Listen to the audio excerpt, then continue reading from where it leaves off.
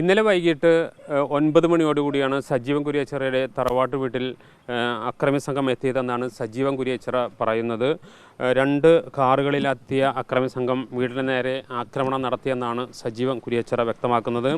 ഈ അക്രമി സംഘം ഇന്നലെ ഉച്ചയ്ക്കും ഇവിടെ എത്തി ഭീഷണിപ്പെടുത്തിയെന്നും സജീവൻ കുരിയച്ചിറ വ്യക്തമാക്കുന്നുണ്ട്.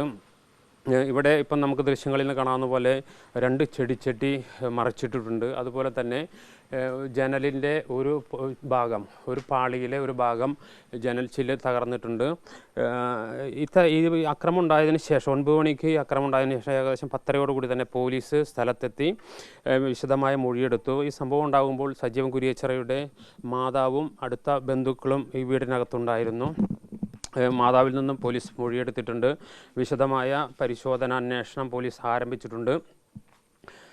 സമീപ പ്രദേശങ്ങളിൽ CCTVകൾ കേന്ദ്രീകരിച്ചുള്ള അന്വേഷണമാണ് പ്രധാനമായും പോലീസ് നടത്തുന്നത്. 2 വാഹനങ്ങളിൽ അക്രമി സംഘം എത്തിയെന്നാണ് ലഭിച്ചിരിക്കുന്ന മൊഴി. അതുകൊണ്ട് തന്നെ ഈ പരിസരത്തു കൂടെ വാഹനങ്ങൾ കടന്നു പോയിട്ടുണ്ടോ എന്ന കാര്യം പോലീസ് പരിശോധിക്കുന്നുണ്ട്. സമീപം നിറയെ വീടുകളുള്ള ഒരു പ്രദേശമാണ്, വലിയ റെസിഡൻഷ്യൽ ഏരിയയാണ്. അതുകൊണ്ട് തന്നെ വിശദമായ അന്വേഷണം പോലീസ് നടത്തുന്നു.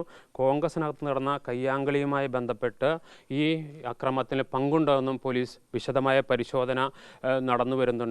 ഇത് സംബന്ധിച്ച നിലവിൽ അക്രമി സംഘത്തെക്കുറിച്ച് പോലീസിന് യാതൊരു തെളിവും ലഭിച്ചിട്ടില്ല. Reporter Jaison, in reporter, Thrissur.